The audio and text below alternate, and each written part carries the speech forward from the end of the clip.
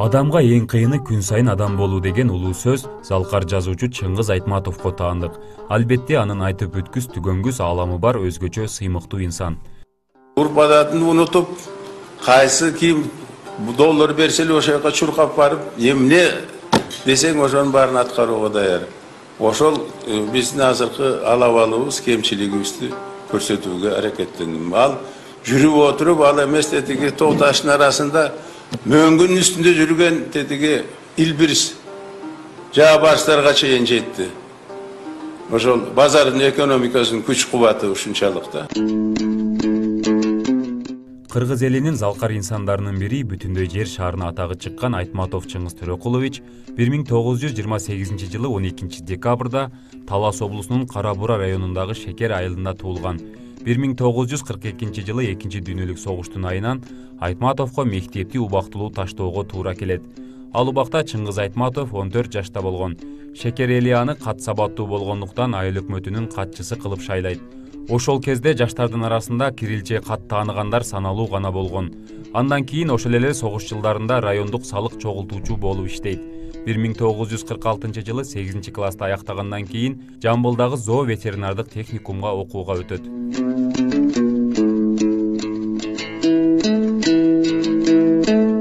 Залкар жазуучу Союз учурунда Адабий Кыргызстан жана иностранная литература журналдарынын редактору, СССРдин ири адабий басылмаларынын редколлегиясынын мүчөсү болгон.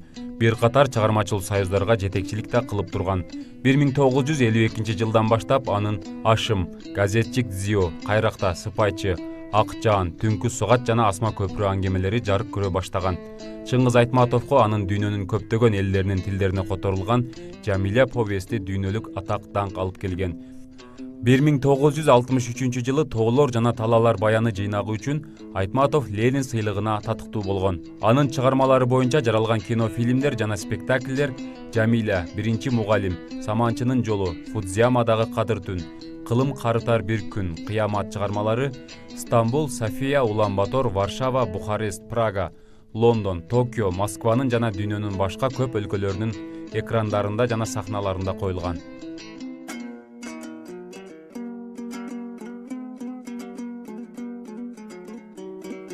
Кылым карытар бир күн, Кыямат, Кассандра тамгасы, Тоолор кулаганда романдары маданий маанидеги дүйнөлүк окуяга айланып, Чыңгыз Айтматовду 20-кылымдын акырындагы, 21-кылымдын башталышындагы залкар жазуучулардын бири, рухий турмушту эң татаал абалында чагылдырууга жөндөм шыгы жеткен жаңы типтеги сүрөткер катары таанытты.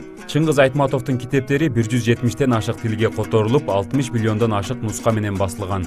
Алар коомдо билим берүү, тарбиялоо процессинин ажыралгыс бөлүгүнө айланып, дүйнөнүн көп өлкөлөрүндө мектептердин жана университеттердин окутуу программасына кирген.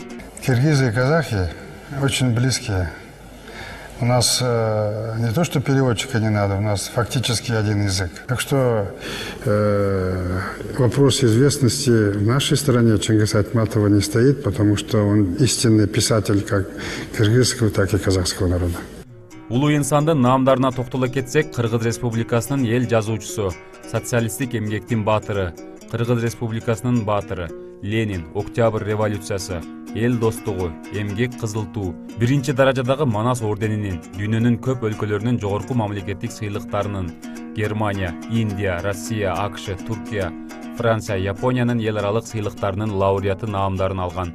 1990 жылдан тарта СССРдин жана Кыргыз Республикасынын атайын жана ыйгарым укуктуу элчиси болуп эмгектенген. Айтматов 2008 жылы Германиянын Нюрнберг шаарында оорунун айынан каза болгон. Улуу жазуучунун артында Аскар, Ширин, Элдар, Санжар аттуу уул кыздары калды.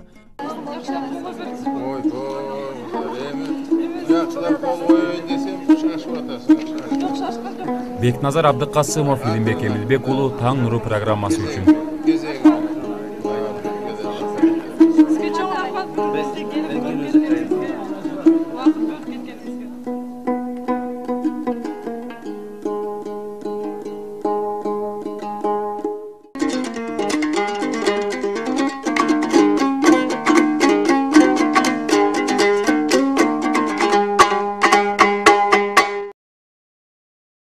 Прощаясь, скажу еще. Самые неожиданные переживания и мысли посещали меня в космосе. Не знаю, чем это объяснить. Всякий раз, глядя из космоса на Землю в поволоке облаков, думал я восхищенно: Боже, какое великое творение Земля! Ведь и Солнце, наверное, существует ради Земли, населенной людьми. А иначе к чему все это? Мир надобен человеку, оттого он и есть, чтобы человек его осознал, оттого он и существует. А иначе к чему вся эта галактика? Какой смысл? Да и сам Бог, он надобен человеку, оттого он и Бог, оттого он и есть. Но заслуживает ли человек этих мировых начал, этого грандиозного мироустройства? Вот загадка Вселенной. Ну, мне пора. Осталось совсем немного. Скоро я выброшусь, выпрыгну из станции в открытое пространство космоса, далеко от Земли, очень далеко, и смолкну. Простите меня.